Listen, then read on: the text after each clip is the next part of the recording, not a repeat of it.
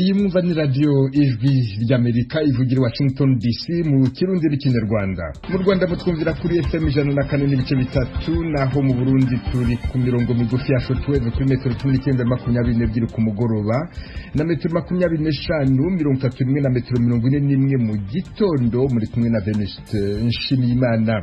Dore ingingo nkuru twabateguriye: impunzi zigera kuri 400 zahungiye mu gihugu cya Uganda zimaze kwandura virusi ya corona. Muri corona yari nyinshi cyane, twari dukomerewe gose, kandi waje nko kwivuza nanone bakakwinuba ukabona n'abantu menga bakubona nk'umuyengo ufite indwara wo bateza kandi nta kibazo na kimwe ufite. Mu gihugu cyose abaturage bamaze kwandura iyo ndwara bararenga 30,000. Ishami rya ONU ryita ku buzima OMS riratanga ihumure ku bijyanye na virusi ya corona nshya yabonetse mu Bwongereza, riravuga ko ari ibisanzwe mu buryo icyo cyorezo cyagombaga kwigaragaza.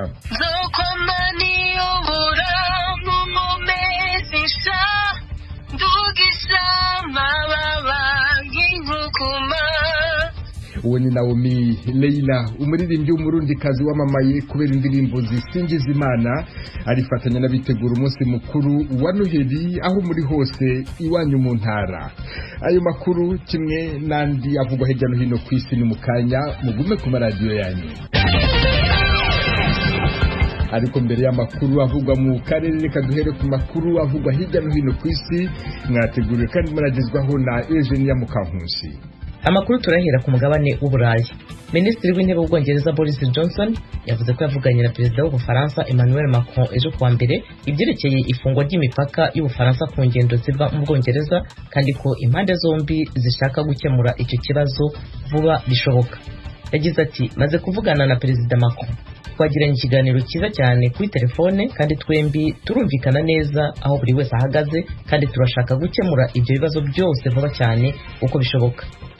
Ishami rya ONU ryita ku buzima OMS rirahumuriza ku bijyanye na virusi nshya ya corona yabonetse mu Bwongereza, ivuga ko ari ibisanzwe mu buryo icyo cyorezo cyagombaga kwigaragaza.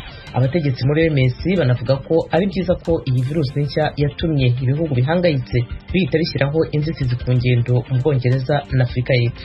Bavuze ko kugabanya ingendo byakozwe mu buryo bwo gushishoza no kugabanya ingaruka, ariko ko ari na ngombwa kumenya ko ibi bibaho mu bijyanye n'iki cyorezo. Ikindi bavuga nuko ibikoresho bishya bibasha gucunga iyo virusi bikora neza. Mu kiganiro yakoresheje, Mike Ryan ushinzwe ubutabazi bwo mu bihe bikomeye yavuze ko ari ngombwa cyane ko hatagira ikintu gihishwa, ariko ko ari na ngombwa cyane kubwira rubanda ibintu uko biri.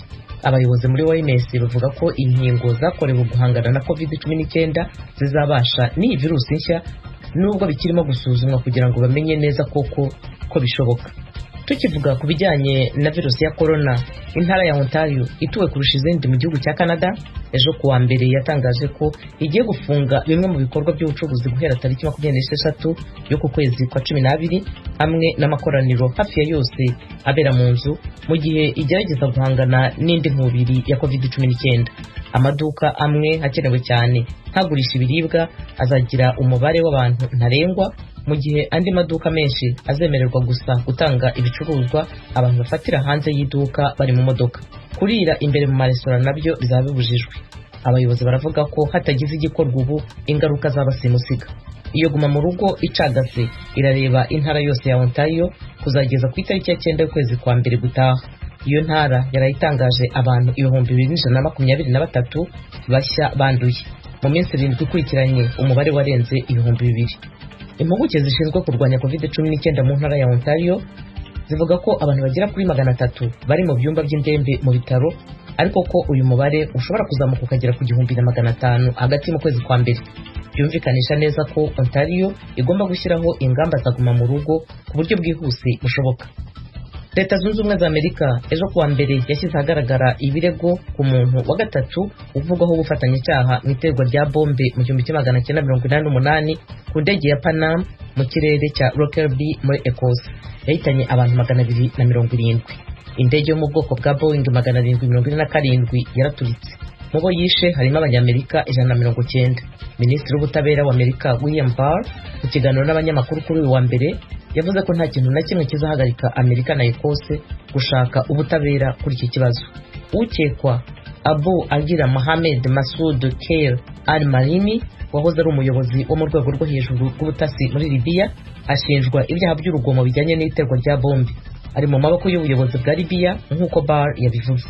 Minisiteri y'ubutabera ya Amerika yavuze ko Masoud yakoze imirimo itandukanye mu rwego rw'iperereza rya Libya, harimo kuba impuguke mu bya tekiniki yo gukora ibisasu biturika kuva mu 1973 kugeza muri 2011. Amerika inavuga ko Masoud yagize uruhare mu gitero cya bombe mu 1986 ahantu ho kwidagadurira hazwi nka La Belle Discothèque mu burengerazuba bwa Berlin mu Budage. Amakuru tuyasoreze muri Cameroon ivuga ko abasivili amagana n'amagana bo muri Centrafrica bambutse umupaka bahunga muri iyi minsi mike ishize. Igihugu kizakoresha amatora kuri iki cyumweru kandi abo bose bahungira muri Cameroon bavuga ko hari ubushyamirane bwigaragaza. Abatuye Igaru Bure bavuga ko mu minsi ine ishize babonye urujya n'uruza rw'abasivili bidasanzwe bava mu gihugu baturanye cya Repubulika ya Centrafrica. Guverineri w'intara y'Uburasirazuba muri Cameroon yavuze ko abantu bagera ku 1000 bambutse binjira kuwa gatanu bahunga urugomo mbere y'amatora. Ejo kuwa mbere umuvugizi wa guverinoma ya Centrafrica yemeje amakuru yavugaga ko Uburusiya n'u Rwanda byohereje abasirikare amagana mu gihugu cye. Itora ryo ku itariki 27 y'uko kwezi ribonwa nk'intambwe ikomeye yo kugarura amahoro muri Centrafrica.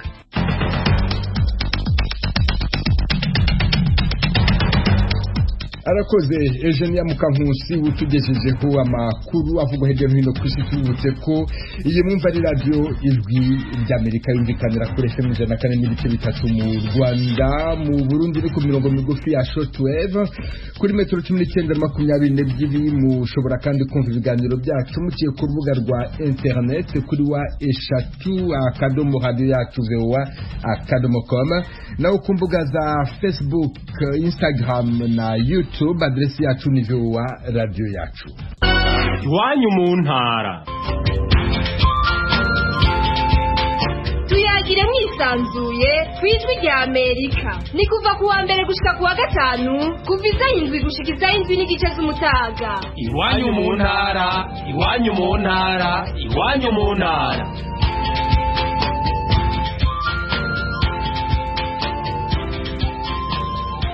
Amakuru yacu tuyahere muri Uganda aho icyorezo cya COVID-19 gikomeje kwiyongera. Abarenga 30,000 bamaze kwandura, muri bo harimo impunzi zigera kuri 400 nk'uko bitangazwa n'ishami ry'umuryango w'abibumbye ryita ku mpunzi HCR Kampala. Ignatius Bahizi. Kugeza ubu impunzi 5 nizo zimaze guhitanwa n'icyorezo cya COVID-19 muri Uganda, kandi hafi amagana nizo akaba zimaze kwandura ukurikije umuryango HCR wita ku mpunzi. Raporo y'uwo muryango yerekana ubwandu bw'icyo cyorezo mu makambi atandukanye, ariko nk'uko bimeze no mu banyagihugu, impunzi nyinshi zanduye iki cyorezo nizituye mu mujyi wa Kampala, ahari izirwayi zisaga 100 ku mpunzi hafi amagana 4 zanduye mu gihugu cyose. Wendy Kasuja n'umuvugizi wa HCR muri Uganda yatangarije ijwi rya Amerika ko impunzi zanduye COVID-19 zifatwa kimwe nk'abanyagihugu, avuga no ku ngamba zirimo gukoreshwa kugabanya gukwirakwira kw'iki cyorezo mu mpunzi. I must tell you that refugees receive treatment like any other national. Ati impunzi zirimo kubona ubuvuzi nk'abandi banyagihugu bose. Iyo habonetse impunzi yanduye COVID-19 dukurikiranira hafi abo yabonanye nabo mu muryango wayo, nuko bagashirwa mu kato bagakorerwa n'ibipimo. Iyo dufite impunzi zirwaye cyane tuzishyira mu mavuriro zikanavurwa kimwe nk'abandi banyagihugu, kandi abatarwaye cyane ubu dusigaye tubavurira iwabo mu mago, nuko tukagira abashinzwe amagara y'abantu kuja babakurikirana umunsi ku wundi ndi kumenya uko bameze. Ibi birimo gukorwa no ku rwego rw'igihugu kuko amavuriro yaruzuye. Turashishikariza impunzi gukurikiza amabwiriza yo kwirinda. Twazihaye udupfukamunwa, tuziha isabune, dushiraho ahantu hatandukanye ho gukarabira intoki mu nkambi zose, kandi n'ubu hari gahunda zo gutanga amahugurwa kuri iki cyorezo mu nkambi zose hakoreshejwe indimi zose. Kandi tuzirikana icyo guhana intera hagati y'impunzi iyo zirimo gufata ibyo kurya.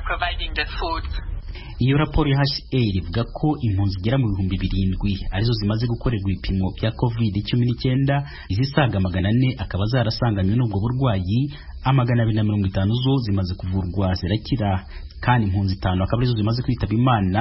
Abasaga 100 nabo akaba bakiri mu kato, abenshi kuri bo akaba ari abavandimwe babanduye. Hagati aho abakozi b'uwo muryango hamwe n'indi miryango ifatanya nawo mu bikorwa byo gutabara impunzi bamaze kwandura bo basaga 240 uretse kwandura iyi ndwara. Icyorezo cyagize ingaruka ku mfashanyo yahabwaga impunzi.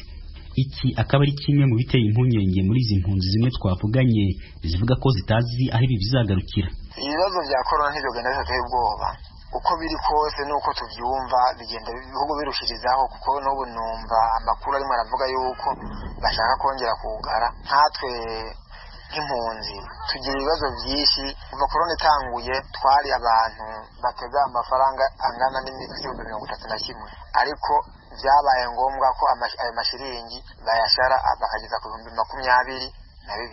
Noneho amagambo aheruka kuvugwa avuga yuko corona kuva hano ko yiyongereye, babona abantu barimo barushirizaho gupfa ku bwinshi, yuko bagiye kongera gushara bageze ku 19,000.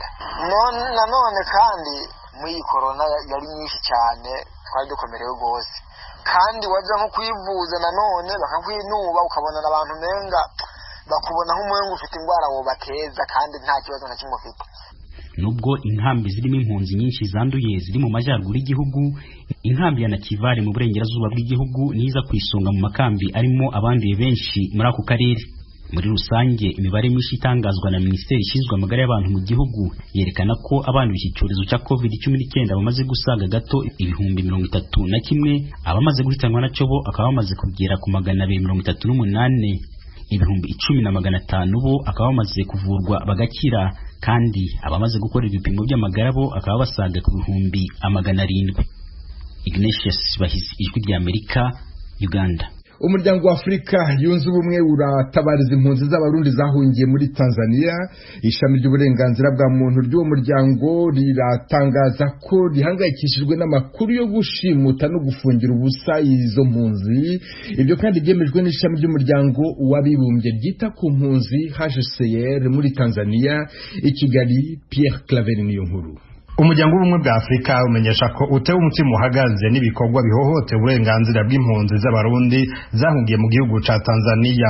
Uwo muryango werekana ko ari hohoterwa riciye kubiri n'amasezerano mpuzamakungu akingira izo mpunzi. Mu itangazo ry'igisata c'ubumwe bwa Afrika kijejwe agateka kazina muntu kimenyesha ko caronse amakuru ko hari abarundi batari bake bahungiye mu gihugu ca Tanzania baburabuzwa, bicwa, bafungirwa ubusa, banyuruzwa, ndetse hakagiraho abatwagwa mu mpisho gufungirwa mu gihugu bahunze bavamwo. Muri urwo rwandiko Ijwi ry'Amerika rifitiye ikopi umuhinga akomeye akora amatohoza muri ico gisata, Honorable Commissaire Maya Sahili Fadal, yemeje ko amaze kuronka amaraporo menshi adondagura amabi impunzi z'abarundi zibayemwo mu mezi aheze. Ubumwe bwa Afrika busanga izo mbogamizi atakindi zigamije atari kwirukana ku nguvu izo mpunzi, ndetse ko hari n'abamaze gufata iyo ngingo atari kugushaka kwabo. Ayo makenga abaserukira impunzi z'abarundi baheruka kuyashira mu rwandiko banungikiye abategetsi batandukanye ku isi, harimwo umunyamabanga w'ishami mpuzamakungu ONU n'ubumwe bwa Afrika. Ubu n'umwe mu baserukiye abandi. Turiko twitabariza dusaba ishyirahamwe mpuzamakungu ONU hamwe n'igisata cayo kijejwe impunzi ca HCR rituronderere igihugu kigira gatatu gishobora kutwakira. Twavuzemwo kandi amabi bakorera impunzi z'abarundi. Uwari we wese afise impuhwe ku mpunzi z'abarundi azofasha. Dutegekanya kuguma twitabariza. Ijwi ry'Amerika ryabajije ishami mpuzamakungu HCR ryita impunzi kw'iryo hohoterwa rirarimenya. Tina Geri, umuhanuzi ajeje kumenyesha amakuru mu biro vya HCR biri Nairobi muri Kenya, biraba akarere ka Afrika y'ubuseruko, ibiyaga binini n'ihembe rya Afrika, aravyemeza. Uwo avugira ishami ryita impunzi ku munsi mu butumwa yaduhaye yagize ati: kuva aho habereye amatora mu Burundi, abategetsi b'u Burundi n'aba Tanzania barahamagariye cyane impunzi gutahuka. Twebwe nka HCR twarafashije abarenga 26,000 bashaka gusubira mu gihugu cabo uyu mwaka. Ubwa mbere twibaza ko abo batahuka ku gushaka kwabo, yamara twaramenye ko akenshi mu bihe bitandukanye kwabo barundi baba bahatiwe gutaha batewe ubwoba. Dufite amakenga ko hari n'abafashe iyo ngingo kubera ubuzima bubi barimwo, akaba atakundi bari bafise bagira. umupfasoni Maya Said Fadel w'ubumwe bwa Afrika wewe yongera koko mu makambi y'impunzi ari muri Tanzania amasoko yasambuwe mu makambi ya Mutenderi, Nduta na Nyarugusu ko batemerewe gutembera uko bavyifuza canke kuronka bimwe mu vyankenerwa bemerewe n'amategeko abakingira. Kuri ico kibazo ishirahamwe HCR rivuga ko ivyahagaritswe vyavuye ku itegeko rya Tanzania. Sinageli yabwiye Ijwi ry'Amerika mu butumwa bwihariye ati sivyo HCR nta gikorwa na kimwe canke ivyo ryahora riha impunzi ryigeze rihagarika, ahubwo ni ku itegeko ry'abategetsi ba Tanzania. Twarabujijwe gusubira kubakira impunzi nshasha canke gusanura amazu yasambutse, amasoko makuru yarugawe, urudandazwa rurahagarikwa. Twarabwiye akatari gace Tanzania ko izo ngingo zikandamiza impunzi. Ishirahamwe CBDH Vicar rihani agateka k'impunzi rirashima ko amabi yamye rivuga kuva kera yatanguye kumenyekana ku isi. Leopold Sharangabo icegera c'urirongoye yijeje Ijwi ry'Amerika ko ari intambwe nziza izotuma abo barundi bakingirwa. Ivyo rero bikaba vyarerekanye neza ko ivyo twavuga vyose kwari ukuri, kuko kuva mu mwaka wa 2018 twanye dusemerera twerekana ko impunzi z'abarundi muri Tanzania zigeramiwe, zicwa, zinyuruzwa, zihohoterwa, kandi bikozwe n'igihugu ca Tanzania, ariko ntivyumvikane. Ubwo rero ko amakungu nayatanguye kubona ko igihugu ca Tanzania kigirira nabi impunzi, rero tukabusaba ko uhaguruka ukitwarira leta ya Tanzania, ugasaba sentare nyafrika y'agateka kazina muntu igatangura amatohoza kugira ngo leta ya Tanzania ishigwe imbere y'ubutungane.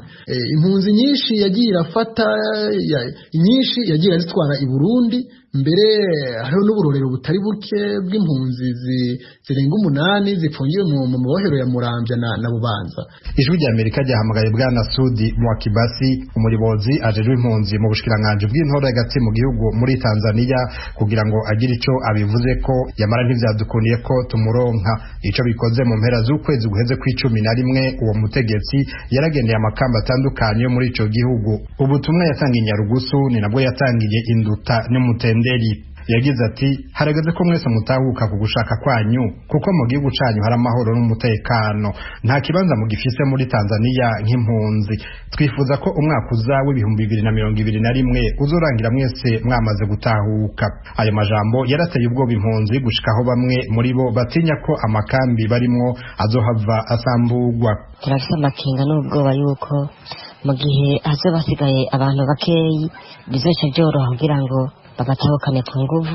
Mu minsi ya vuba inkambi ishobora kugagwa, tutabona iyo tuzoja, abahunguka bagahunguka, abasigaye nabo bakatondera ahantu munatekana mu mitima, bakadushira mu zindi nkambi cyangwa bakadukura ngaha muri Tanzania bakadushira mu kindi gihugu. HCR co kimwe n'ubumwe bwa Afrika basaba Tanzania guhagarika ingendo yo gutera ubwoba impunzi no kuzihohotera, nyabuna ico gihugu kicyubahiriza amategeko mpuzamakungu akingira impunzi.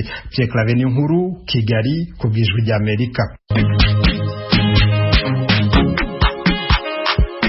Bakunzi ba radiyo Ijwi ry'Amerika mutuye mu burasirazuba bwa Repubulika ya Demokarasi ya Kongo, turabararika kujya mukurikira ibiganiro byacu ku maradiyo akurikira: Radio Communautaire de la Voix de Mikeno Ibunagana ku murongo wa FM 99.7, Radio Ngoma ya Mani yo mu mujyi wa Baraka kuri FM 88.8, Radio Baraka FM nayo mu mujyi wa Baraka ku murongo wa FM 94.4, Radio Communautaire La Verite ikorera mu mujyi wa Kiwanja kuri FM 99.0. naho kubadukurikira muri mu majyepfo ya Uganda mwakumva ibiganiro byacu kuri radio Ijwi riyobora Voice of Muhabura ku murongo wa FM 88.9. Ni radiyo Ijwi ry'Amerika iminsi yose kuva ku wa mbere kugeza ku cyumweru. mukomeje kumva Ijwi ry'Amerika. Impunzi z'abarundi ziri mu nkambi y'agateganyo ya Kavimvira iri mu burasirazuba bwa Repubulika ya Demokarasi ya Kongo zifuza gutaha zikomeje kwiyandikisha. Kuwa gatatu w'icyumweru gishize ishami ry'umuryango w'abibumbye ryita ku mpunzi HCR ryacyuye impunzi z'abarundi 357 bari muri iyo nkambi, mu gihe bamwe basaba gutaha abandi barasaba guhabwa ubuhungiro. Umunyamakuru w'Ijwi ry'Amerika Vedaste Ngabo yaganiriye nabo.